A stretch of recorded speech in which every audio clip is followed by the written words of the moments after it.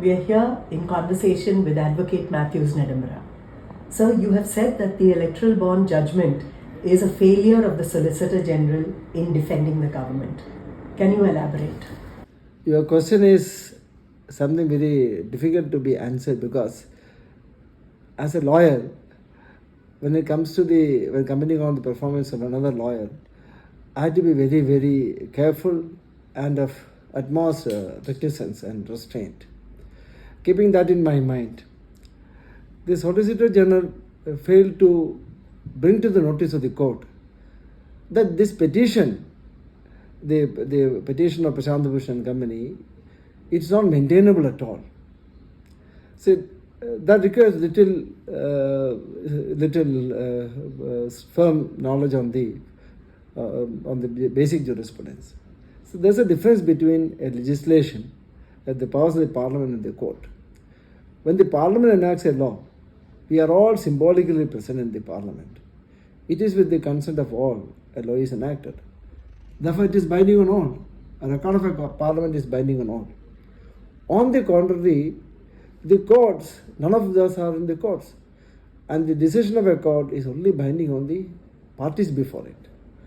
Look here, in this case, the electoral bond case, the two important stakeholders were the political parties and those who purchased the bonds. And none of them, maybe CPM was there, none of the major political parties and none of the stakeholders, those who purchased the bonds, those who contributed, donated to the political parties, none of them were on the party array. So any lawyer who is familiar with the concept of jurisprudence would have brought to the notice of the court that this petition cannot be, it's not maintainable. There's no, if it is involves a list, yes, because there are people who purchase the bonds because they trusted the parliament and they purchased the bond and donated the money to the political parties. And there is an understanding that this will remain confidential. And that faith is betrayed.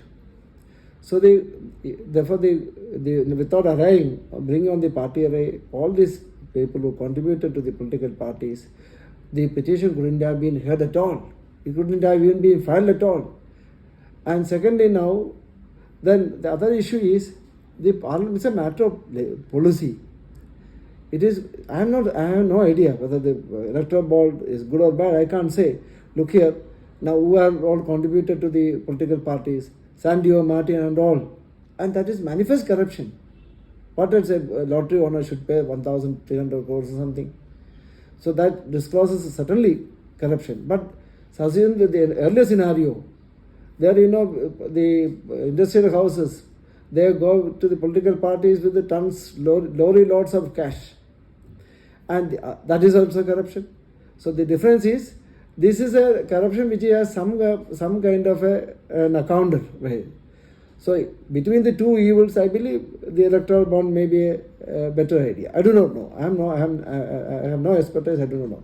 So on matters of policy, it is the elected representative. We the people decide. And a policy matter, a fundamental principle of jurisprudence, in matters of policy, the courts have no power at all. Right or wrong, the decision of the parliament is right. As I repeated the other day, as I said the other day, if on a question of a list, a court holds an innocent man guilty of murder, send him the gallows. It is final binding. So court holds erroneous decisions of the court is binding.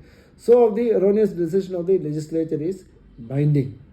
So therefore, this aspect was not brought to the notice. You look at that. You see, the first principle is the difference between the legislation and difference between litigation is the court has no power, and I am afraid to say that including our very honorable Chief Justice Chandrachud, failed to take notice of the fact that no court has the power to pass an order affecting the rights of others, the persons who are before it, and that is against the basic principles. There's a concept called the doctrine of res inter alios. Res inter alios acta altori nasari non debet. Res inter alios. That means nobody is bound by a decision where he is or she is not a party. And this is the flaw with the PILs. So these issues were not brought to the notice of the court, and I believe this is a major major fault or on the failure on the part of the Mr. Solicitor, the Mr. Tushar Mehta.